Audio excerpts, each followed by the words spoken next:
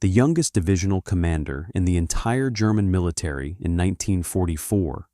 was not a grizzled veteran who had spent decades climbing through the ranks of a professional army.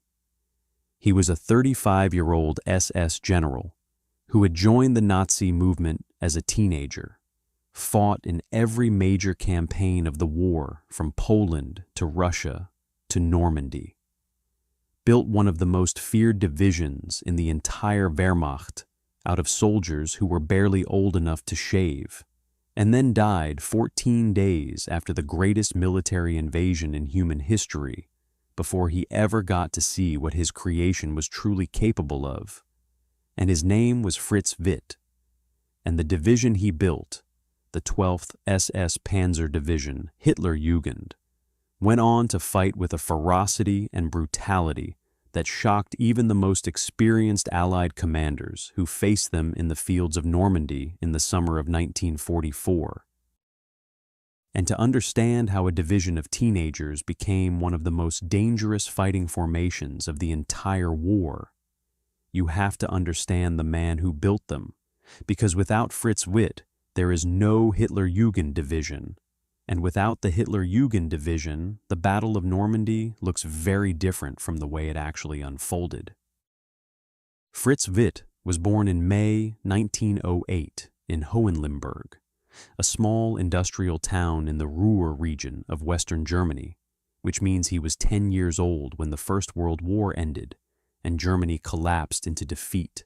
revolution, and chaos. And this timing is absolutely critical for understanding who he became, because the generation of Germans born around 1908 experienced the trauma of national humiliation, not as adults who could process it with some degree of perspective, but as children who absorbed it as a foundational fact of the world they were growing up in. And the Germany of the 1920s that shaped Witt's adolescence was a country in crisis, economically devastated, politically unstable to the point of near constant street violence,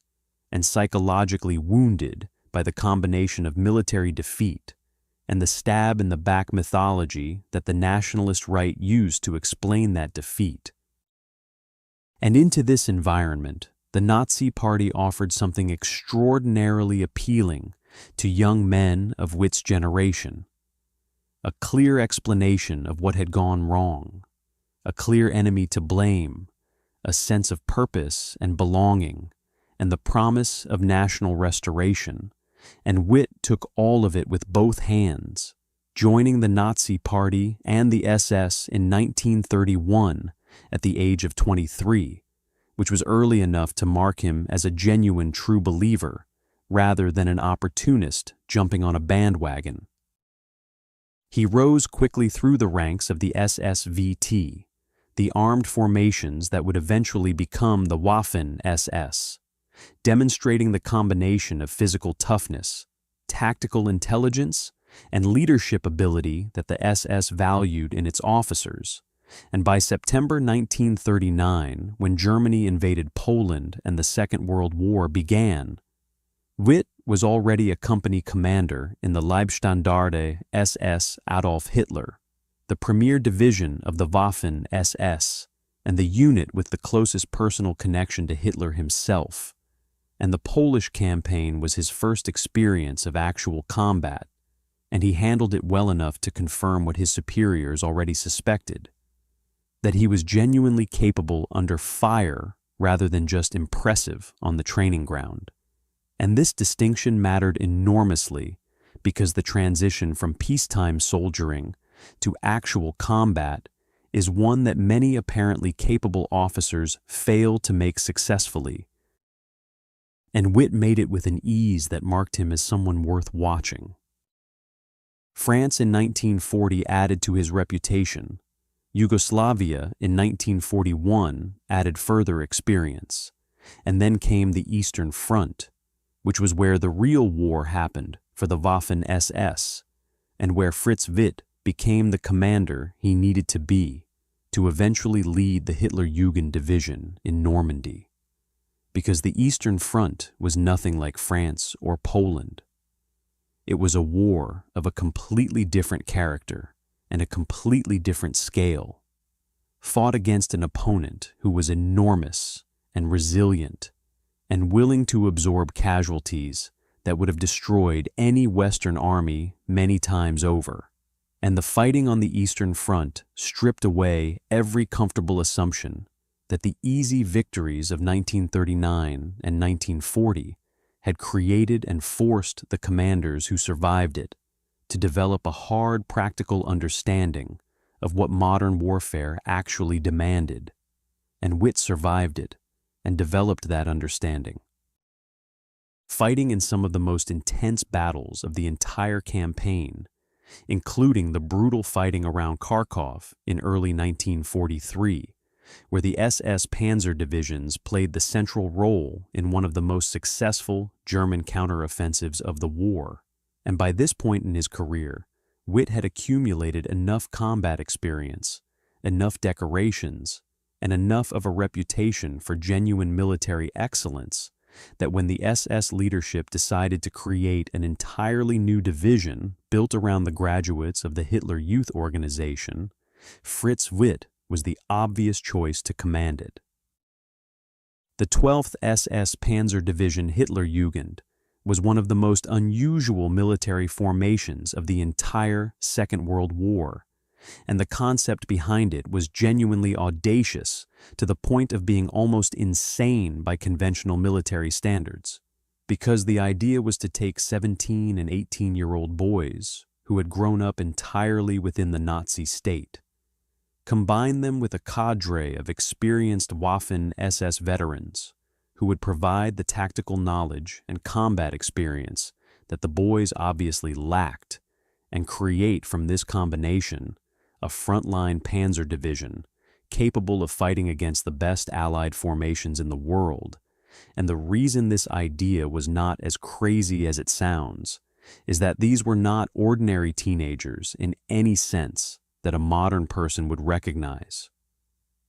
They were boys who had been shaped from early childhood by a totalitarian state that had made military preparation and ideological commitment the central facts of their existence, who had been physically trained to a high standard through years of compulsory Hitler Youth activity, and who had been so thoroughly indoctrinated with the ideology of National Socialism that the concepts of sacrifice and death for the fatherland were not abstract ideas, but lived convictions that they had internalized completely. And Witt took this human material, and in the months between the division's formation in mid-1943 and the Allied landings in June 1944, he forged it into something genuinely formidable through a training program that was exceptionally rigorous, even by the demanding standards of the Waffen-SS, pushing his teenage soldiers harder than almost any other formation in the German military, and combining that physical and tactical training with the kind of ideological reinforcement that made these boys not just capable soldiers, but genuinely fanatical ones who would fight with an intensity that their Allied opponents found deeply unsettling. By the spring of 1944, the Hitlerjugend Division was stationed in northern France as part of the German forces preparing to resist the Allied invasion that everyone knew was coming, but nobody knew exactly where or when. And Witt and his division were assigned to the area around Caen in Normandy as part of the 1st SS Panzer Corps under the command of Sepp Dietrich. And the weeks before D-Day were spent in a combination of continued training, defensive preparation, and the particular kind of waiting that soldiers experience before a battle they know is coming. And on the night of June 5th and the morning of June 6th, 1944, the waiting ended when the largest amphibious invasion in human history began on the beaches of Normandy, and the Hitlerjugend Division was ordered to move toward the front, and what followed in the days after D-Day was the combat debut of Fritz Witt's teenage soldiers, and it was not what the Allied commanders had expected. The performance of the Hitler-Jugend division in the days and weeks after D-Day was by any military standard remarkable, and the Allied commanders who faced them, experienced officers who had fought in North Africa and Sicily and who thought they had seen everything the Germans could throw at them, were genuinely shocked by the ferocity and effectiveness of resistance they encountered from soldiers who in many cases were still teenagers. And the division repeatedly counterattacked Allied positions with an aggression and determination that went far beyond what its opponents believed was possible from such a young and inexperienced formation. And the casualties on both sides were brutal, with the Hitler-Jugend fighting with the kind of desperate intensity that comes from a combination of genuine ideological conviction, exceptional training, and the particular fearlessness of very young men who have not yet fully internalized their own mortality. And the Allied advance that had been expected to sweep rapidly inland from the beaches was slowed dramatically by the resistance of Witt's division and the other German forces around Caen, turning what was supposed to be a rapid breakout into weeks of grinding attritional fighting that cost both sides enormously. But Fritz Witt did not live to see most of this, and this is the moment in his story where everything becomes both simpler and more tragic, because on June 14th, 1944, just 8 days after D-Day and 14 days before the end of the month, Witt was at his divisional headquarters near the village of Venoix, outside Caen, when British naval vessels offshore began a bombardment of German positions. And one of the shells from that bombardment scored a direct hit on Witt's headquarters position, and Fritz Witt was killed instantly, and he was 35 years old,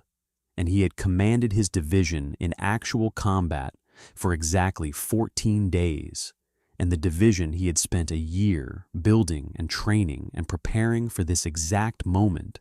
continued fighting without him under his successor, Kurt Meyer, who was himself only 33 years old, and who led the Hitler-Jugend through some of the most intense fighting of the entire Normandy campaign. And the division that Witt built fought on for months after his death, sustaining enormous casualties, but consistently performing at a level that validated everything Witt had done in the months of preparation before D-Day. The death of Fritz Witt raises questions that have no comfortable answers, because the division he created was not just militarily effective, it was also responsible for war crimes that have been documented and prosecuted, most notably the massacre of Canadian prisoners of war in the days immediately after D-Day, when soldiers of the Hitler-Jugend murdered captured Allied troops in violation of the laws of war, and these killings were directly connected to the culture that Witt and the other SS commanders had created within the division, a culture of ideological fanaticism that dehumanized enemies and made the murder of prisoners feel not just acceptable, but righteous. And this is the aspect of Witt's legacy that cannot be separated from the military achievements, because the same training and indoctrination that made these teenage soldiers so effective in combat also made them capable of murdering prisoners. And the responsibility for that culture runs directly through the commanders who created it, including Fritz Witt himself. Kurt Meyer, who took command after Witt's death, was eventually convicted by a Canadian military tribunal for the murder of the Canadian prisoners and sentenced to death, a sentence later commuted to life imprisonment and then further reduced until his release in 1954. And the question of what Witt's own fate would have been had he survived the war is one that historians have debated, because as the founding commander of the division, he bore a significant share of responsibility for the culture that produced the war crimes, and it seems unlikely that he would have escaped the kind of scrutiny that led to Meyer's conviction. though of course he did not survive, and the question is ultimately unanswerable. What is answerable is the question of what Fritz Witt's story tells us about the nature of the Nazi military system and the human beings it produced, and the answer is deeply uncomfortable because Witt was by any measure a capable and dedicated military professional who built an effective fighting force out of unpromising material through genuine hard work and skill. And he was also a committed Nazi who spent his career in the service of one of the most criminal regimes in human history and who created a formation whose ideological fanaticism expressed itself not just in battlefield effectiveness, but in the murder of prisoners. And these two things are not contradictory. They are two aspects of the same reality, the reality of what the Nazi system did to the human beings who gave themselves to it completely,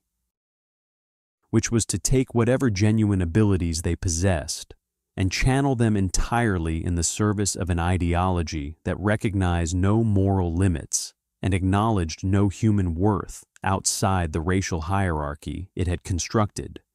And Fritz Witt was one of the purest products of that system, a man of genuine military talent who used every bit of that talent in the service of something that deserved to be destroyed, and who died before he could be held accountable for what he had built and what it had done. The fields of Normandy, where the Hitler Jugend Division fought in the summer of 1944, are quiet now, marked by cemeteries that hold the dead of both sides, and the teenage soldiers that Fritz Witt trained and commanded are long gone, most of them killed in the fighting that continued long after their commander's death. And the story of what happened there in the summer of 1944 is a story about what happens when a society takes its youngest and most idealistic members and fills them with hatred and fanaticism and sends them to die for ideas that were evil from the beginning. And Fritz Witt was the man who took those boys and made them into soldiers. And the fact that he was good at it is perhaps the most disturbing thing about him. And the fact that he died before seeing the full consequences of what he had created is perhaps the only mercy in a story that contains very little of it.